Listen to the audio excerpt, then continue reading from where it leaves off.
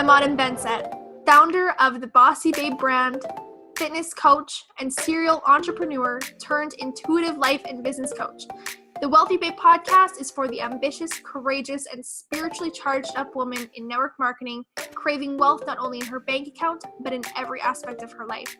Get plugged in here each week for authentic and unfiltered conversations from myself and industry leaders who are going to support you and give you all the juicy behind the scenes and real talk around business, spirituality, strong points of view, and doing shit differently. This is a safe space to come undone, be heard, and be given permission to rewrite your own damn rules. So here we go.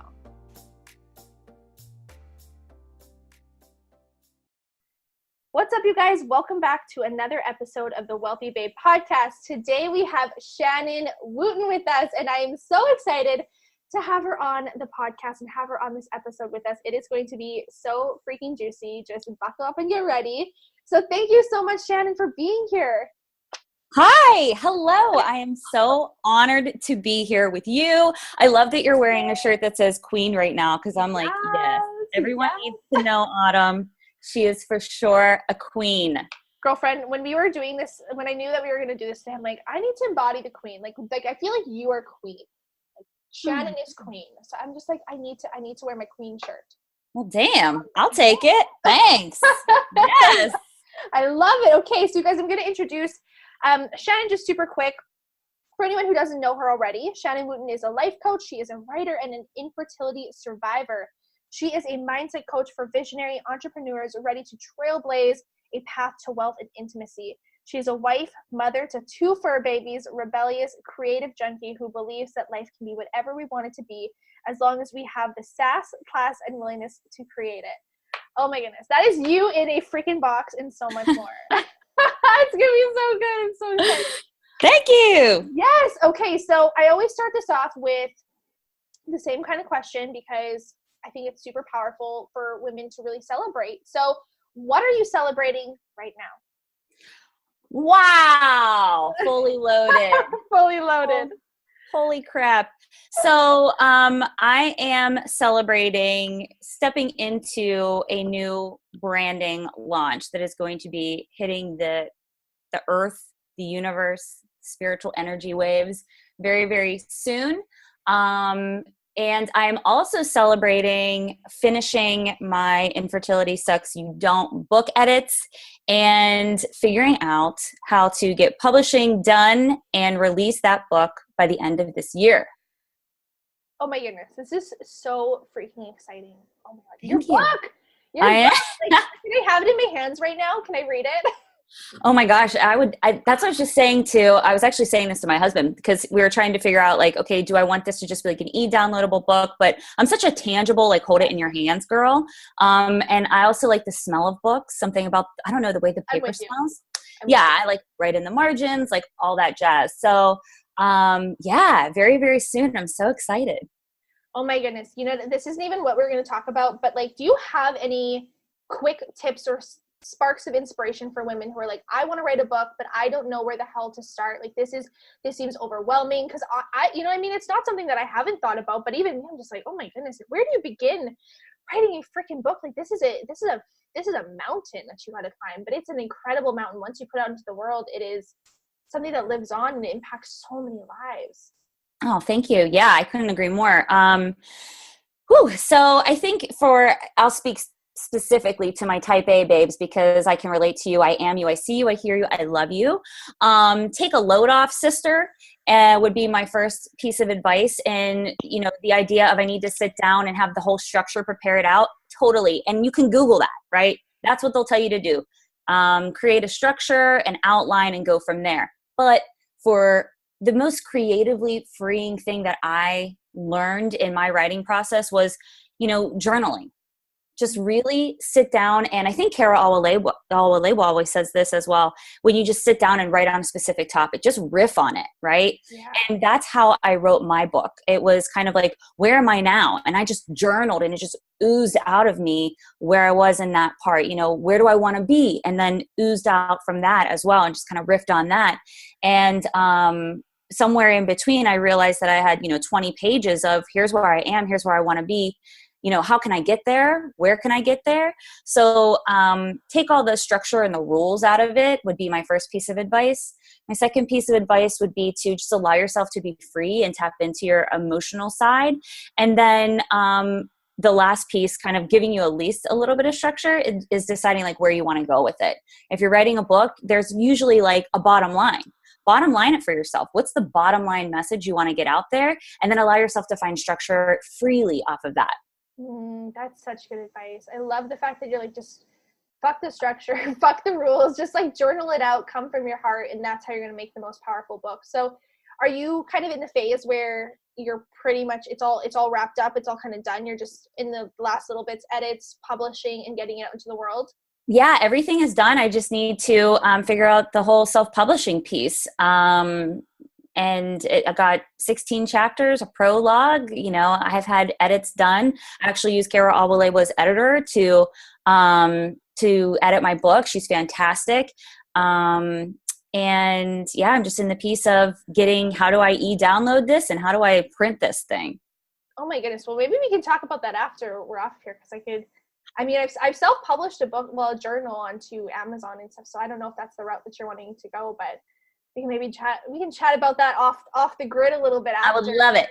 see if that works for you. But okay, let's keep going. Oh my goodness, we could talk all about like books and all this shit like for days, but you are the definition of power. You're the definition of strength, and what I love about you is that you show up in the world like a fucking ball of fire.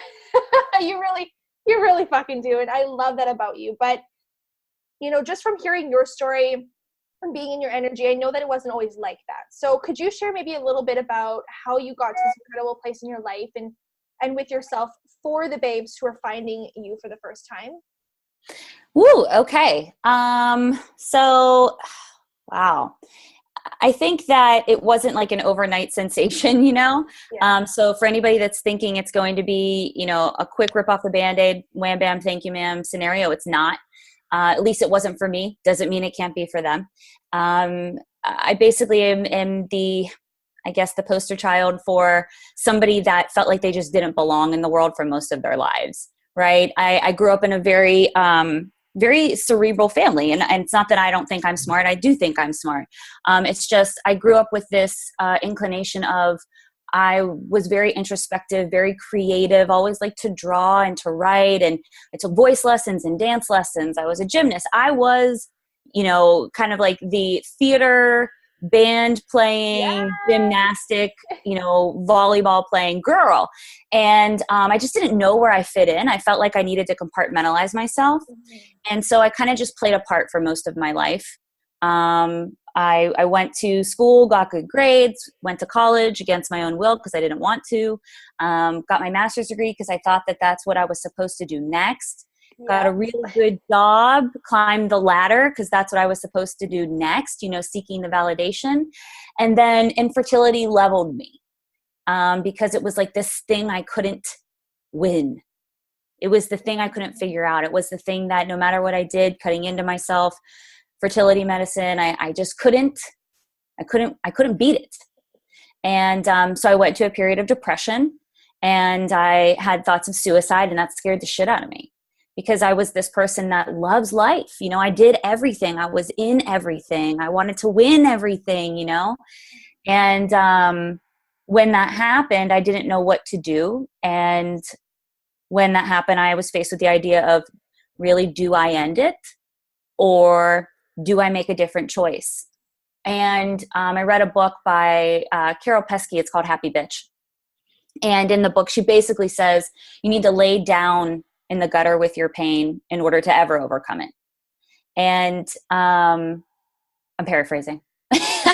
and that's what I did. I had to become very introspective and face all the things about myself that I didn't like. All the things that I wasn't taking ownership of, all of the victim-y behaviors I was assimilating into, blaming my parents for things that really, I needed to take ownership of.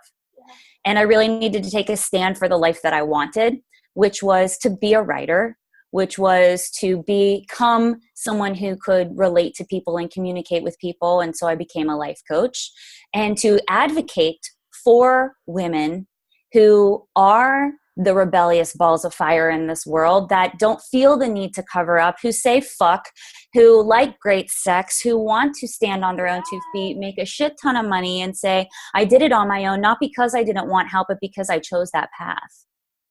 And so all of it came because I failed at something that I couldn't fix. And I was always the person that went for the fix, right? I was like, okay, well, I don't know who to be, so I'll go to college. That's how I'll fix it. I don't know how to validate my existence in this corporate world, so I'll climb the corporate ladder and become a manager at a very young age. That's how I'll fix it. But it was all very empty feeling because I was doing it for everything outside of me.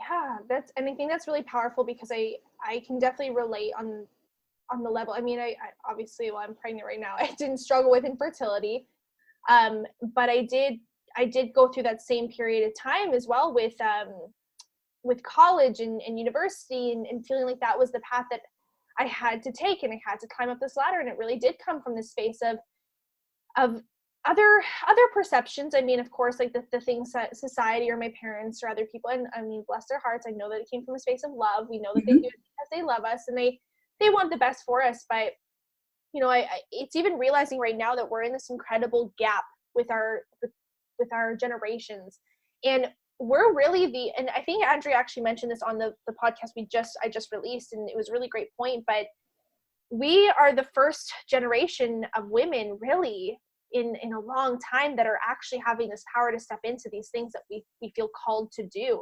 And it's, you know, it's not easy. It's not easy to kind of push past this fear and to push past this judgment and to like you said, kind of hang out in the gutter and move through our own shit and go through that hard phase, but it's absolutely necessary.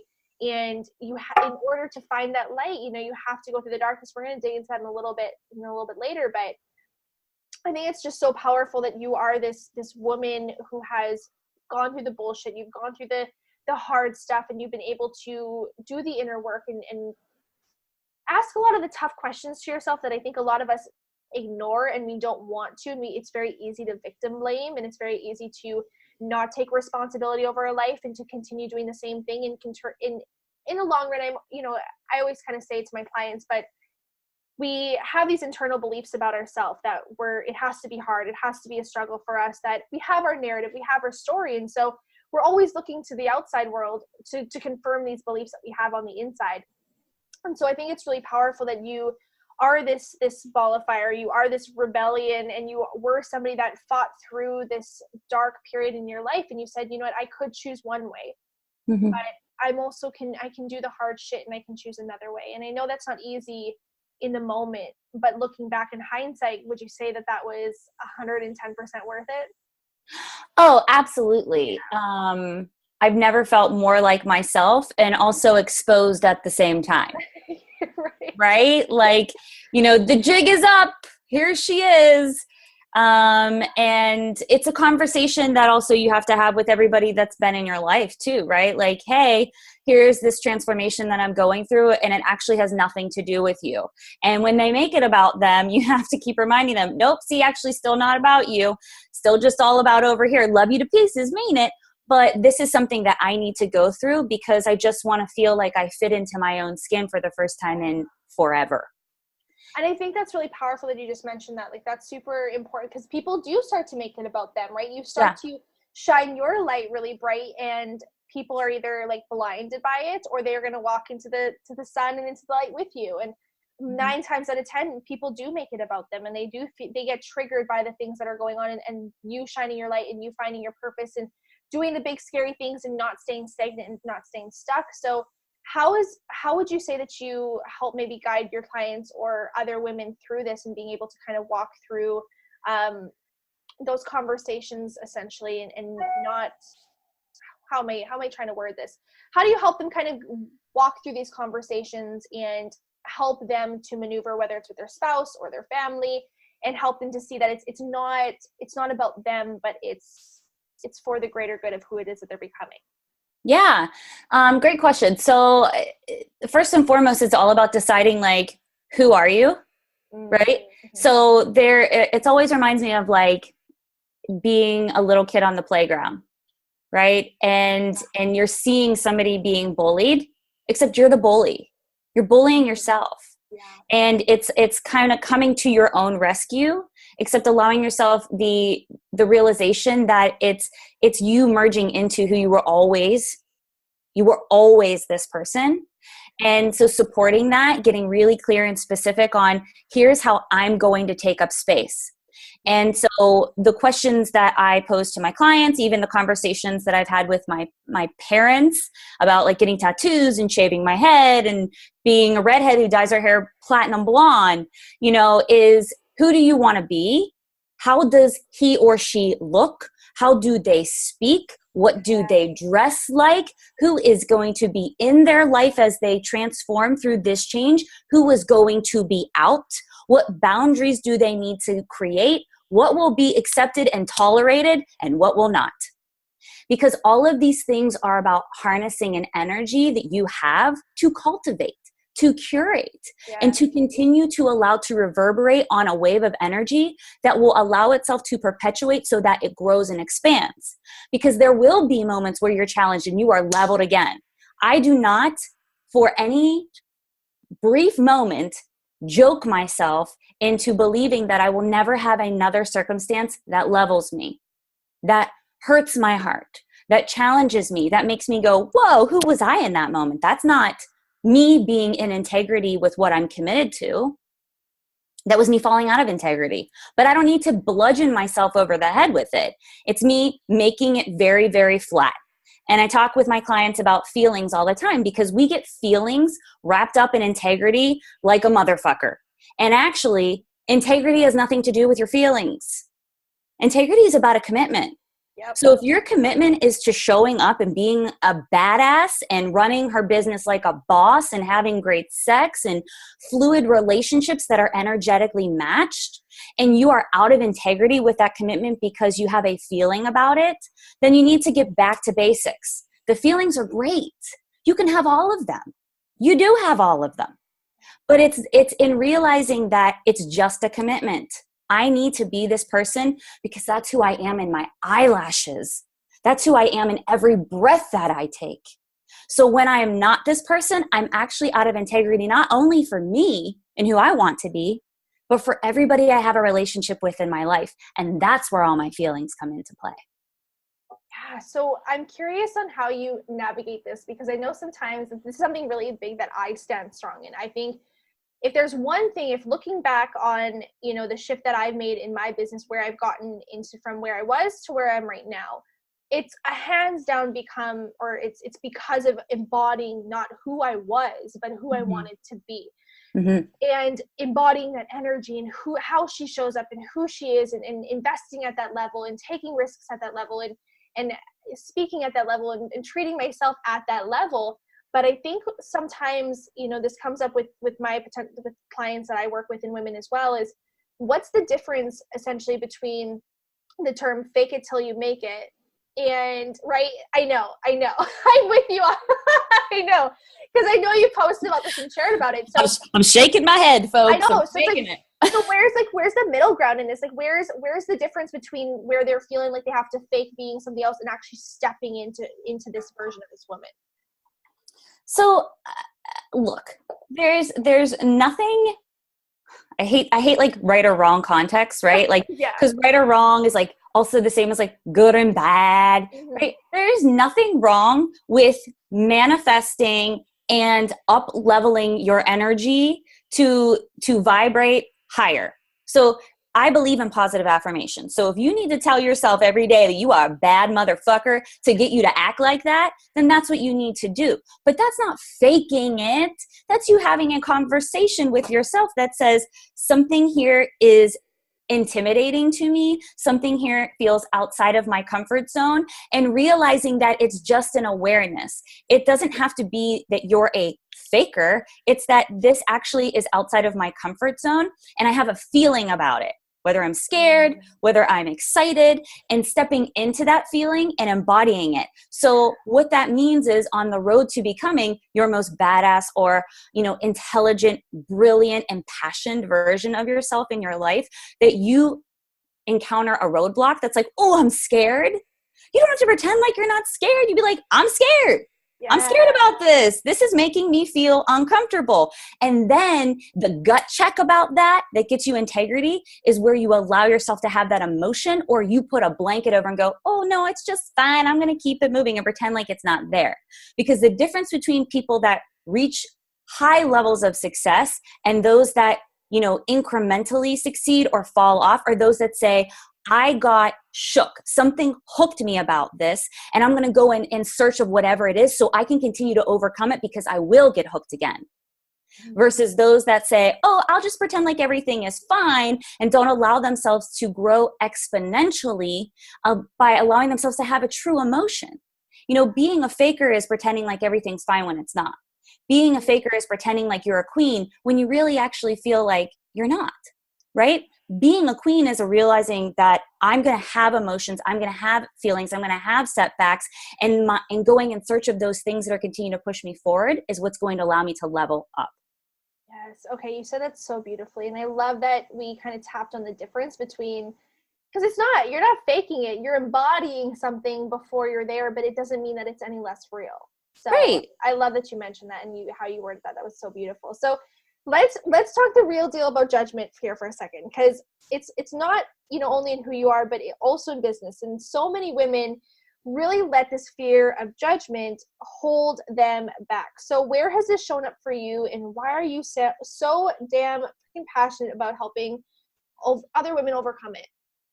So where have I found like setbacks? Is that? Yeah, like judgment and stuff. Like where have you experienced judgment in both your life? Because like we talked a little bit beforehand with infertility, and you mentioned that and your battle and working through that space, and then also in business and stepping into who it is that you are. So there's definitely been a lot of judgment, I feel, in your journey, and you're so passionate now in the season of helping other women overcome it. So where has it really ultimately shown up for you super strong, and why is this something you're so passionate about helping other women with? Oh man, this makes me laugh. Not your question, but like, it's my assumption that everybody, like you said, has a judgment, has something that they consider is like that thing that really pushes them back and makes them go, whoa. Yeah. Right. So for me, I've had so many, like just the way that I talk, I use all of the words in the English language, and I have a very vast vernacular, but I don't feel the need to speak at such a level to elevate myself to make other people believe how intelligent or brilliant I am. So one of the I guess judgments or roadblocks that I've received is people saying to me, particularly on like my Facebook lives, this would be so much more impactful if you didn't have such a bad mouth or use so many curse words, which is just fucking fine, see ya, bye. Exactly. Fuck that. Yeah. Exactly. And it doesn't beg me to say to them, let me justify my intelligence with you with all of my degrees, right? The other is tattoos. I've received feedback that in having tattoos, then people on a corporate level wouldn't want to work with me. Well, then I have to tell you, you should probably tell all of my project management clients, because it's another thing that you receive that negative feedback on, right? They don't care. I get the job done. Having my head shaved, receiving feedback that it conveys a less professional image. It's interesting because a lot of the things, again, goes back to what I coach my clients on. Like, they're actually not a discomfort for me, and actually has nothing to do with me and everything to do with the other person on the other side of it. So it's important to me, not only for women, right? Like, I have male clients that I coach as well, and they get judged for being vulnerable or not being able to speak vulnerably without it coming across as some sort of sexist or derogatory remark, as if they're trying to, dumb down or speak sensitively to a woman because she couldn't potentially understand somebody that speaks to her flat and plainly, right? So it's on both sides of the spectrum. And I'm very impassioned about it for both men and women, because I agree with what you said. I think you said it was Andrea who said it, that in the season of change, you should be allowed to be both sensitive and a ball buster whenever you want to be. And you should be allowed to look however you want to look and have somebody hear your heart versus looking at you to determine what kind it is that you have. So for men and for women, I feel that it's a double-sided coin. Men are judged for being too vulnerable or not vulnerable enough, and women are judged for not being vulnerable enough and being too masculine. So it's very important to me because I am those things as well. I can be sensitive. Oh, Lord, I can get in my feelings. I can get real in my feelings, cry at commercials and all of that. Yes. But also I can be the girl that's like, hey, you want to toe-to-toe with me? Let's do it. Let's do it. So it's important because I think both sides of the coin, we shouldn't have to be a certain way to have our intelligence, our heart, the vision of who we are be heard. Oh my goodness. So I feel like you were talking like my story there for a moment. And it's funny because it's something that I haven't thought to talk about in such a long time. And I think it's because, being in entrepreneurship and really stepping out of the space when I dropped out of university and when I kind of took the whole idea of working in the corporate world out of my horizon, I didn't find that I get as much feedback now about tattoos and, how I look and cursing and stuff. However, there are definitely a couple of situations. So it was like you're speaking to my heart here, and you're telling my story, and it was just so crazy because I haven't talked about it in such a long time. And I almost forgot until you said it that these things had happened.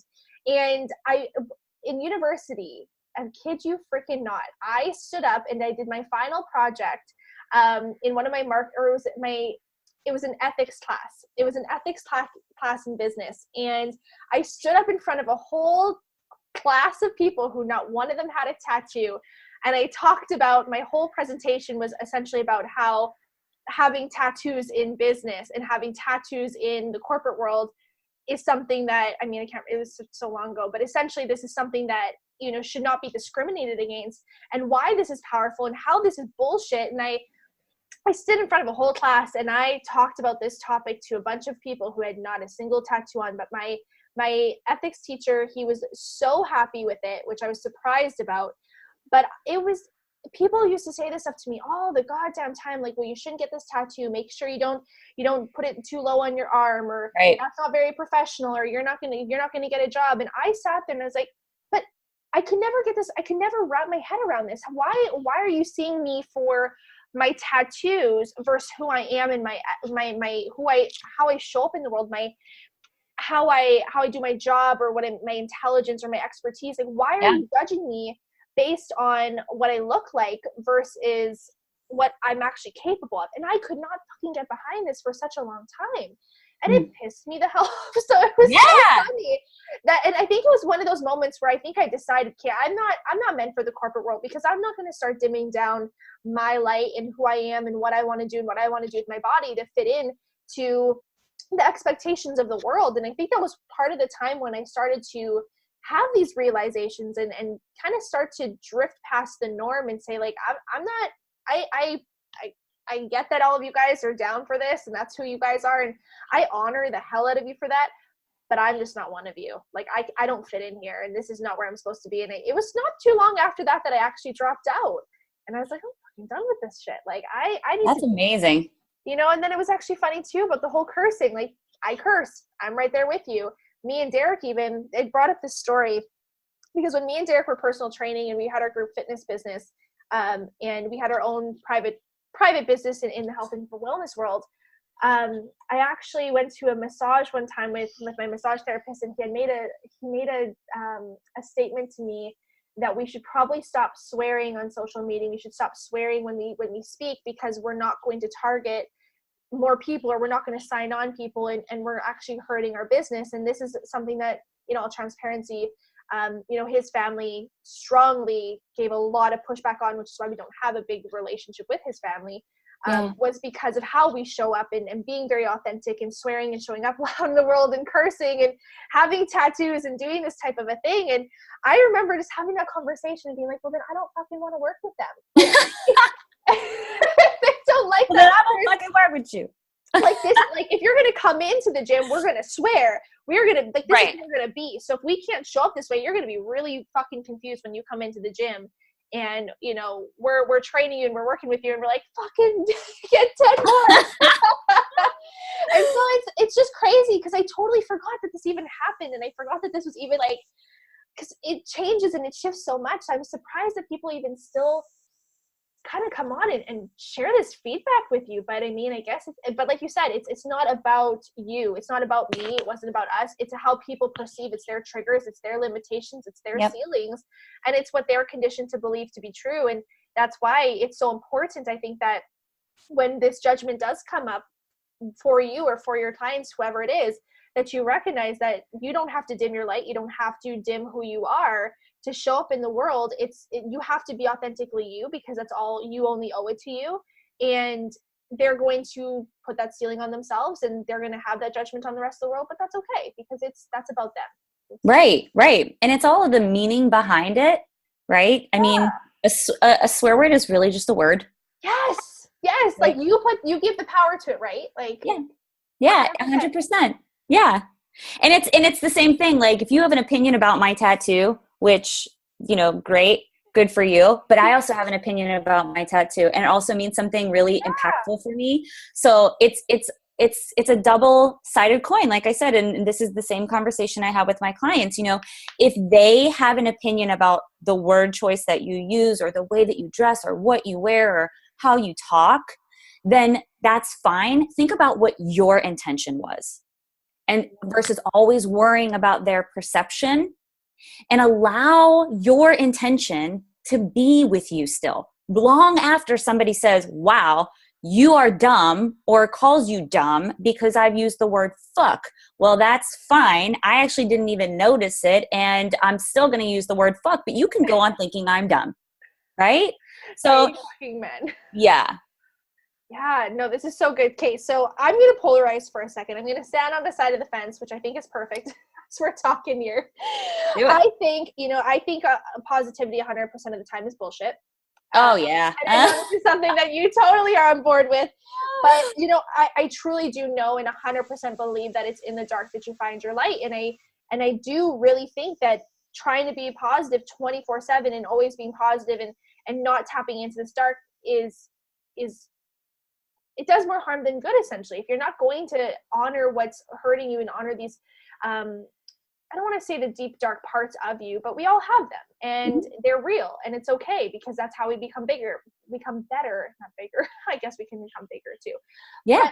But anyways, I'm standing on the side of the fence. I think positivity 100% of the time is bullshit. So can we have a convo about this for a second? Yeah. Let's share your point of view. I want to hear all things, what Shannon thinks on this.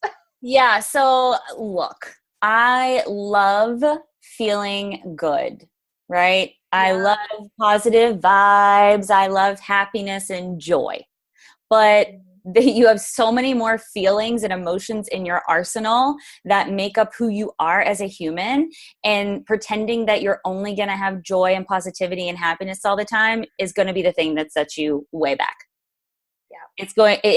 You're setting yourself up to feel like you're operating at a deficit when you are not happy, when you do not have joy, when you have sadness or fear, and that creates those feelings as, oh, there's something wrong with me. I need to be a fembot that only feels happiness all the time and is a robot in this world, because that's what's preferred. That is what the world can ingest. That is what the world wants to see. We don't want to hear about the harsh things. Yeah. We don't want to hear about the struggle. We only want to hear about the overcome, right? We understand you have a struggle, but tell us what happened on the other side of it. Well, in the middle of it, here's what was really shitty about it, right? So I just want to be clear. I love positivity. I love being happy. Who the fuck doesn't want to be happy? Everybody wants to be happy. Yeah. But when we operate from a place of feeling like if I'm not happy, then something is bad or wrong or needs to go for the fix, that's when we feel like we are wrong. That's when we feel like we're at a deficit. That's when we feel like we are doing something that needs to be quote unquote fixed. It's when we take a moment to realize that I'm in the middle of something right now, and I need to take some time to take up space, to be patient with myself, to see what it is that, like I said before, is giving me this moment of pause. So when I come here again, and I will, I know how to navigate the waters. and get through it, get through the other side, versus, like I said, going through a 5-year depression of being like, wait a minute, I shouldn't be this sad. I shouldn't be this unhappy. I should be able to fix this. And I wasn't. And then what happened was, well, then should I end it? Because I can't find the fix. So what does it look like for you when you first kind of figured out, like, I need to navigate through this? How did you begin starting to navigate through? Why is it so damaging if all we do is focus on the light and we don't focus on the darkness at all?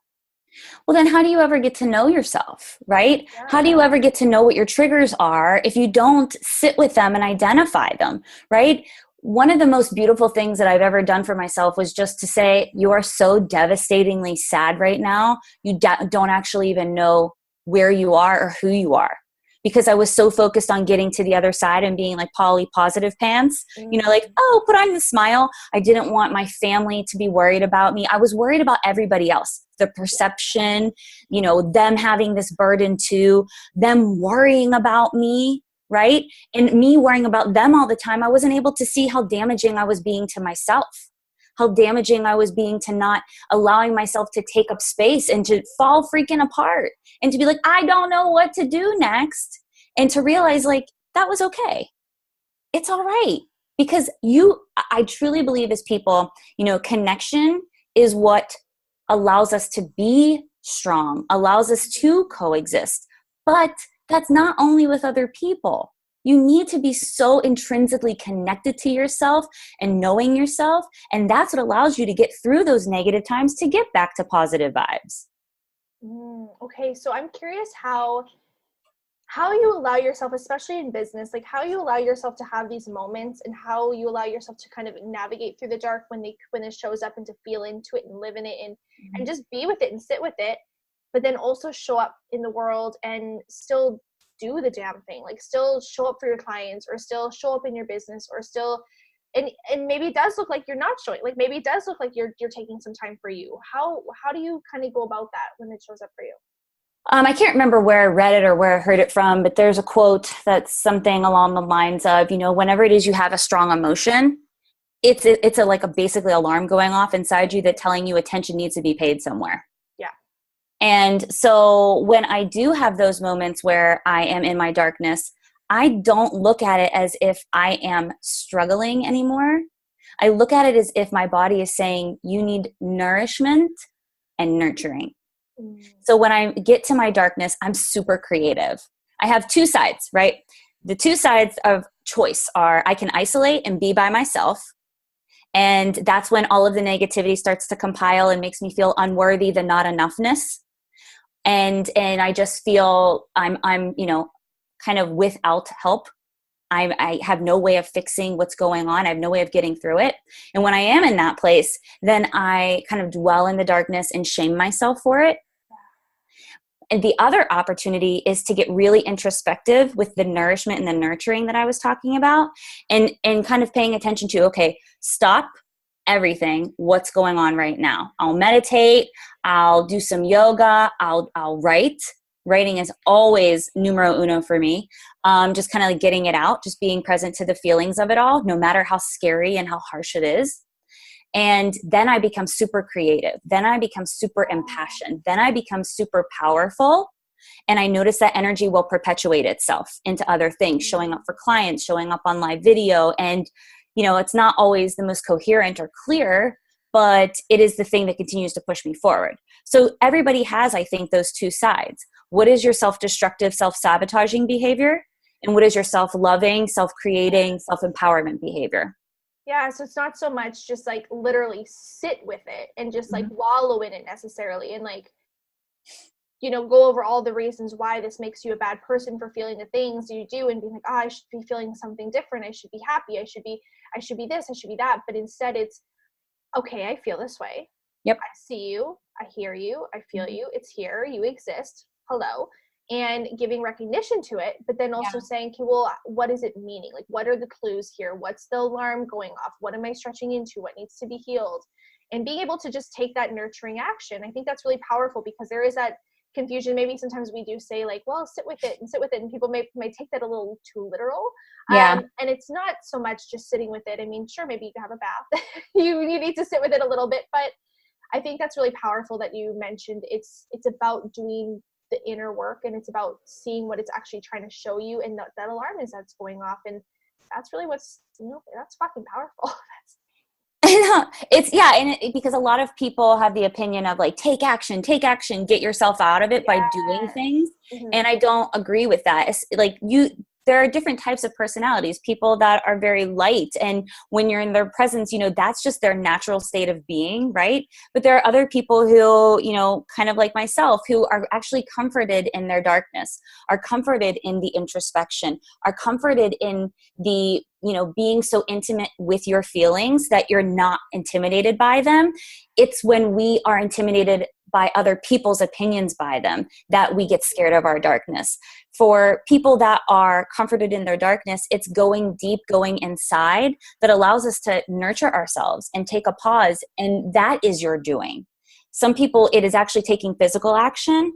For us, for people like me who are comforted by their darkness, that's a state of introspection that allows you to become so self-aware that actually terrifies other people to get close to those emotions. It's the capability of being with strong emotions that says I can fluidly go into it as well as I can come out of it, that makes you continue to grow and find your light. So were you always that way? Like, were you always kind of comfortable with, no, if you guys could see, she's like shaking her head.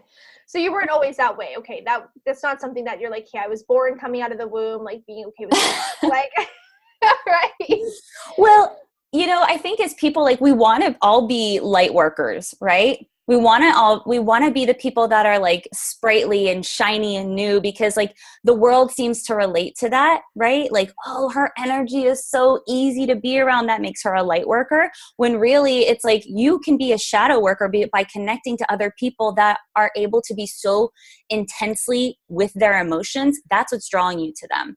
Mm-hmm. So for me, I think it was a really hard thing for me. I've always been very creative and wanting to be somebody that was easy to figure out, right? Not so intense with her emotions, not so sensitive, not able to be like a level 500 on the like volcanic scale of like, meet me outside, I'll take you, I'm not scared of your ass type of thing. Yeah. To also being like, but I love puppies and kittens too. And feeling really conflicted by those emotions, like being such high and lows, where it was like, for such a long time, it was like, oh, well then you must be depressed. If you go from an extreme high to an extreme low, you must be a depressive personality. Yeah, something's got to be wrong with you. Exactly. Where's the fix? Okay, don't show that side of you to the world. Yeah. Where it was going through infertility and coming out on the other side of it, that I realized that there is no reason why I am this way. This is just who I am. Yeah. Like, there doesn't have to be an explanation. It's, it's when you had that little description about taking them outside, I laughed because Derek always people are gonna be like, she's a psycho. Like, but you know what? It's so funny because Derek will always, he's like, you're like this like angel, you're this like sweet bright light, you've helped me through so many things. But he's also like, you also are like JWoww, and if people mess with you, it's like that JWoww is coming out. Yes. It's like, don't make me do it. I will flip this switch. Yes. And it's like, it can take a lot, but like, I mean, that side of me is in there, but it also doesn't mean something's wrong with me. It doesn't mean that, it's just, again, it is just who we are. And I love again that you mentioned that, because so many of us are always thinking, well, if I'm this way, something's got to be wrong. I got to fix it. But it's not about fixing who you are. It's just being okay with who you are, I guess, at the essence of it. Yeah, like one thing I say to my clients, oh my God, they laugh at me every time I do, but somebody will have like a breakthrough and I'm like, hi, have you met you? Like, get to know you, girl. Yeah. Get to know you. Because it's one thing to feel like you don't know yourself and getting to know yourself, right? And it's another thing to feel like you're impassioned by wanting to be something you're not, right? Yeah. And there's a distinct difference there. It'd be like, hey, what if you got impassioned to just be who the fuck you are? Like, stand behind you, rally behind you, be your own damn best friend. And that way you don't have to feel like you're two separate people in this world. You get like, what would life be like if you just showed up as you every day in celebration of that? That's such a powerful question. Oh, that's so good. We need to quote that and put that somewhere. So good. So what final piece of advice can you give for the women who want to show up really fucking big in this world, but they think that they're not ready or they're not able to because of the hardship that they've gone through? What one piece of advice? I guess one piece or any final piece of advice for the women who they want to show up really fucking big in this world, but they've gone through hard shit and they think that because of that hard shit that they actually aren't capable, or they're not worthy of it, or they're not credible enough. But that's, inside that's what makes them so credible. What advice you got for them? Oh my gosh. So obviously I love words and I love music and I'm very creative. So like two things came to mind. The first thing that came to mind was Lenny Kravitz. It ain't over till it's over, girl. It ain't over till it's over. And then the other was my favorite movie. I've talked about this before, is Pretty Woman. And one of the lines in the movie that she says is, I say who, I say when, I say how much. And those would be my two big pieces of advice. When you get lost, listen to Lenny Kravitz, It Ain't Over Till It's Over, because you set the parameter for yourself. If you want to lay down and give up and throw the white flag, then nobody's going to come and save you, boo. Nobody is going to tell you, get up, keep going. You may have a team of people behind you, but it's much more powerful and impactful when you stand behind yourself. You can't have people, dragging you through the streets for the rest of your life. Get up, stand up, try again. And you say who, you say when, you say how much. Like if you're an entrepreneur, set your prices. In fact, if you're listening to this right now and your price is X amount of dollars, double it. Yes. Double it right now. Stand in your power. Say how much. You are already an expert in your field because you have lived a life. That's your experience. You don't need some credentialing to justify what it is that you have to offer. Your life is your legacy, and that's your experience. And you got people in your life that are tearing you down. Clean out the cobwebs, clean that shit out. Surround yourself with people that are going to up-level you and allow you to stand for what it is that you want. Right? Yes. Oh my God. Holy titties. Mic drop. Holy titties. Holy titties. Holy titties. All the tits. All the tits here. We love free the tatas, holy titties. Like we're all. Oh my God. That's what we do here. Yeah. We need to somehow I will eventually get like, I need like branded gear or something that's just holy titties. Like hashtag holy titties. I just do that over everywhere because it's like for real, like holy titties. That was so good. It's so good. So let's finish this off really strong. The last question that I always ask is, what does being a wealthy babe mean to you? Oh, being a wealthy babe actually doesn't mean anything about wealth. It actually just means knowing who you are, standing in it, making no excuses for it, and supporting those in the pursuit of doing that very same thing every single day. Yeah. On repeat. Rinse and repeat, babe. Yes, rinse and repeat that shampoo. I love it. This is so good. This is so fucking good. And I think that's, I always love hearing people's answer for that because I think 9 times out of 10, it really does have very little to do with money. And we get so caught up in thinking that wealth and abundance and all these things has to do with money. And it's really that the money comes when you start to feel wealthy and who the fuck you are. Yeah, because money's just energy, right? Yeah. And if your energy is on point, that energy will be on point too. Yes. Okay, well, thank you so freaking much, Shannon, for being here with us and sharing so many juicy nuggets, so much wisdom, so much truth. Where can people connect with you? Ooh, you can connect with me on Instagram. That's my favorite place to hang out, at Shannon Wooten. And same thing on Facebook, Shannon Wooten. But if you're looking to connect, do one-on-one consults, go to lifewithshannon.com and we'll get connected. Amazing. Well, thank you so freaking much again for being here. I cannot wait to hear your guys' feedback on this episode and what you loved. And oh my goodness, it was so good. So thank you again. And I cannot wait till who knows, maybe we'll have to do another part to this. So anyways, you guys, thank you so much for just listening to this episode, for showing up, for downloading, for listening, for sharing, for rating and reviewing, and just being a part of this journey with us. So anyways, you guys, I will see you in the next episode.